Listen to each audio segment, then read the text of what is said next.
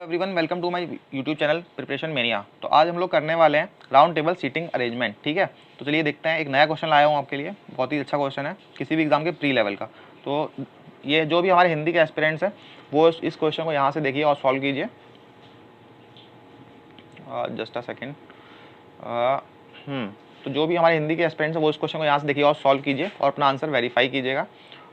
And जो भी हमारे इंग्लिश के एस्पिरेंट्स हैं वो इस क्वेश्चन को यहाँ से देखिए। ठीक है, तो चलिए मैं बताता हूँ इस क्वेश्चन को सॉल्व कैसे करते हैं। पहले इस क्वेश्चन को जरूर प्रैक्टिस जरूर कीजिएगा एक बार वीडियो को पॉज करके, उसके बाद अपना आंसर वेरीफाई कीजिएगा। ठीक है, तो जैसा कि मैं आपको सब पहले वाली वीडियो में बता चुका हूँ कि स्टार्टिंग कैसे करते हैं, तो अब मैं वो नहीं बताऊँगा। आप सीधा क्वेश्चन को सॉल्व करने की कोशिश करते हैं। तो पहले क्या दिया है क्वेश्चन को करते हैं। 8 friends ABCDEFGH and are sitting around circular table not same और they are facing the centre. मतलब जो हमारे 8 लोग हैं, मैं इसको कैसे बैठाता हूँ बता चुका हूँ आपको कि जो भी हमारे 8 लोग हैं ऐसे बैठा लिया। ये हमारे 8 लोग एक सर्कुलर टेबल पे बैठ गए। ठीक है, और अब सॉल्व करते हैं। A sits diagonally opposite to B।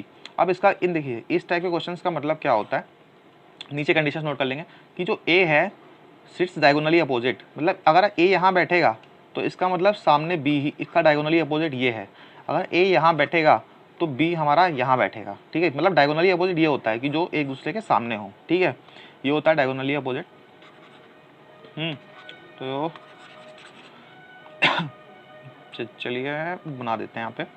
अब तो आइए समझ गए होंगे कि डायगोनली अपोजिट होता क्या है। तो हमने कंडीशन को फटाफट नोट करना है और बस उसको सॉल्व करना है। A sits diagonally opposite to B, मतलब हम इसको ऐसे बना लिए, अपने हिसाब से समझ लीजिए कि A sits diagonally opposite to B। ठीक है, सेकंड कंडीशन क्या है, B is neither a neighbour of F nor G। एक कंडीशन हमारी ये हो गई। और जो हमारा B है वो कभी F का नेबर नहीं है और ना ही जो हमारा B है वो G का नेबर है। एक कंडीशन हमारी ये हो गई। ठीक है, नेक्स्ट कंडीशन क्या है, G sits opposite to D, मतलब जो हमारा G है वो D के सामने बैठता है। ठीक है, और who sits third to the right of C, ये हमारा मेन पॉइंट है। हु जो आता है वो उससे पहले वाले वर्ड के या पर्सन के लिए आता है। ठीक है, मतलब हु जो है वो डी के लिए ये यूज हो रहा है। तो G sits opposite to D, और डी क्या है, who sits third to the right of C, मतलब सी कहीं यहाँ बैठा है, उसके फर्स्ट सेकंड थर्ड पोजीशन पे हमारा कौन बैठा है, डी बैठा है। ये कंडीशन है जो हमारी जो मेन कंडीशन है, यही कंडीशन समझने वाली है। ठीक है, तो हिंदी में भी एक बार देख लेते हैं जो कि जी जो है वो डी के विपरीत बैठा है। मतलब कोई जी है वो डी के सामने बैठा है, और जो मतलब डी जो सी के दाएं तीसरे स्थान पर बैठता है, मतलब सी कहीं यहाँ बैठा होगा, उसके दाएं इधर फेस किया होगा, सी के फर्स्ट सेकंड जो तीसरे नंबर पे बैठता है। ये कंडीशन है मेन आपकी समझने वाली। तो चलिए अब देख लेते हैं, ये कंडीशन हो गई। अब exactly 2 people sit between ji and H, मतलब जी और एच के बीच में एग्जैक्टली दो लोग बैठते हैं। ठीक है, और हमारी लास्ट कंडीशन क्या है, C is neither a neighbour of A nor B, मतलब कोई हमारा जो है सी है वो ना ही ए के साथ बैठता है और जो सी है ना ही वो बी के साथ बैठता है। तो चलिए शुरू अब देखते हैं हम इस क्वेश्चन को कैसे सॉल्व कर सकते हैं। देखिए, जैसा कि मैंने आपको पहली वाली वीडियोस में जो पजल किए हैं जरूर देखिएगा, और उसमें बताया कि हम वहाँ से स्टार्ट करते हैं जो हमें डेफिनेट दिया हो या फिर उसमें स्टार्ट करते हैं कि जो कि हमें ज़्यादा से ज़्यादा पोजीशंस कवर करा हो। तो इसमें देखिए यहाँ पे क्या हो रहा है कि ये कितनी सारी काफ़ी सारी पोजीशंस कवर कर रहा है, मतलब जी डी 2 पोजीशन, ये बीच के 2 लोग 4 और एक सी 5, 8 में से 5 पोजीशन तो यही कवर कर रहा है। तो सबसे पहले हम इसी को मतलब हम इसमें कहीं भी पुट कर दीजिए। सपोज आपने यहाँ रखा तो जी को यहाँ रखा, तो जी के सामने कौन बैठा है, जी के सामने बैठा है डी, और डी के थर्ड लेफ्ट पे कौन बैठा है, सी, मतलब सी को यहाँ रखेंगे तो सी का फर्स्ट, सारे अंदर ही देख रहे हैं, सी का फर्स्ट, सी का सेकंड और सी का थर्ड, सी के थर्ड राइट पे बैठा है डी। तो ये हमारा पुट हो गया। अब देखिए ये हमारी कंडीशन हो गई। अब देखिए हम क्या कर सकते हैं, अब जो हमने जो भी मतलब पुट कर लिया है इनसे रिलेटेड हमें इन्फॉर्मेशन ढूंढनी है। ठीक है, जी हमने पुट कर लिया, हमें क्या दिया है कि जी अब देखिए जी के बारे में क्या दिया है कि जी 2 छोड़ के ये देखिए यहाँ पे क्या है, जी 2 छोड़ के बैठता है एच। अब हमारे पास 2 ऑप्शन है कि जी को भाई 2 छोड़ के यहाँ भी बैठा सकते हैं एच को, और 2 छोड़ के इधर भी बैठा सकते हैं एच को। तो हमें कंडीशन केसेस नहीं बनाने, केसेस बनाने से क्या होता है टाइम वेस्ट। ठीक है, तो हमें बस इक्वेशंस को मर्ज करना है कि हम कहाँ बैठा सकते हैं और हमारा क्वेश्चन हो जाएगा बहुत ही ईजी। ठीक है, अब हमें दिया है कि जी के पास भाई हमारे पास 2 ऑप्शन है, क्या तो जी को हम यहाँ बैठा दें या तो जी को हम यहाँ बैठा दें। अब हमें थोड़ा सा सोचना पड़ेगा। देखियो तो हमें अगर हम एच को जी जी 2 छोड़ के एच है, एच को यहाँ बिठाते हैं, एच को अगर हम यहाँ पे बिठा दें तो हमारे पास क्या हो जाएगा, सी के बगल में कौन नहीं बैठेगा, ए भी नहीं बैठेगा, सी के बगल में बी भी नहीं बैठेगा। तो सी के बगल में अगर ए और बी नहीं बैठेगा तो बी के ये वाली कंडीशन फिर हमारी नहीं बन पाएगी। तो चलिए मैंने तो इमेजिन कर लिया, बट आपको दिखाता हूँ। अगर हम देखिए एच को यहाँ बिठा दें एच को हमने यहाँ बिठा दिया। अब हमें ये वाली कंडीशन पुट करनी है भाई कि अब हमें क्या, सी के बगल में ना ही ए बैठेगा ना ही बी बैठेगा, तो ना यहाँ पे ना ए बैठेगा ना बी बैठेगा। तो फिर हम ये वाली कंडीशन को कैसे पुट करेंगे, ए के जस्ट सामने बी कैसे बिठाएंगे, ए अगर यहाँ रखेंगे तो बी यहाँ आ नहीं सकता, ए यहाँ रखेंगे तो बी भाई यहाँ भी नहीं आ सकता क्योंकि सी के बगल में बी बैठेगा नहीं, और ए यहाँ रखेंगे तो बी सी के सामने सी बैठा हुआ है ऑलरेडी। तो इसका मतलब हमने क्या हुआ, इमेजिन, ये चीज़ हमें इमेजिन करनी है, और ये इमेजिनेशन जो आएगा, ये इमेजिनेशन आएगा प्रैक्टिस से, ठीक है। तो की प्रैक्टिस कैसे करनी है, तो इसका मतलब क्या होगा, हम जी को यहाँ, एच को यहाँ नहीं बिठा सकते, यही आपको सोचना है। तो हमने क्या किया, जी 2 छोड़ के एच यहाँ बिठा लिया। अब देखिए, अब हमने बिठा लिया। अब हमसे पूछा गया है कि भाई सी के बगल में ना ए बैठ सकता है ना बी बैठ सकता है, और हमें क्या है, ए और बी डायगोनली अपोजिट है।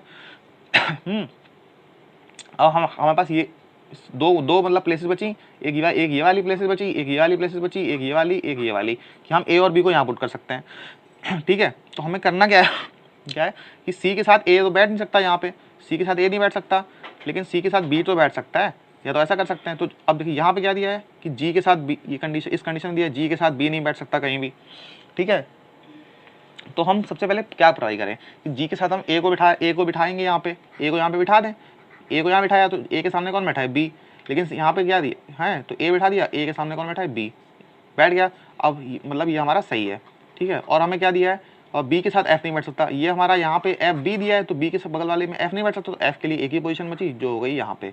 तो यहाँ पे एफ को हमने पुट कर दिया ऊपर, तो हम बस हमारा सॉल्व हो गया। अब हमें एक जो बचा है, सी के साथ कौन बैठा है, ए हो गया, बी हो गया, सी हो गया, डी हो गया, ई बचा है, तो ई को हम पुट कर देंगे यहाँ पे। आई होप आपको समझ में आ गया होगा एक बार में, अगर नहीं समझ में आया तो चलो एक बार और बता देता हूँ। सारे लोग अंदर देख रहे हैं, ठीक है। अब देखिए यहाँ पे ध्यान से देखिए, सबसे पहले ये वाला कंडीशन पुट करनी है, जी बैठा है, जी के सामने कौन बैठा है, डी बैठा है, और फिर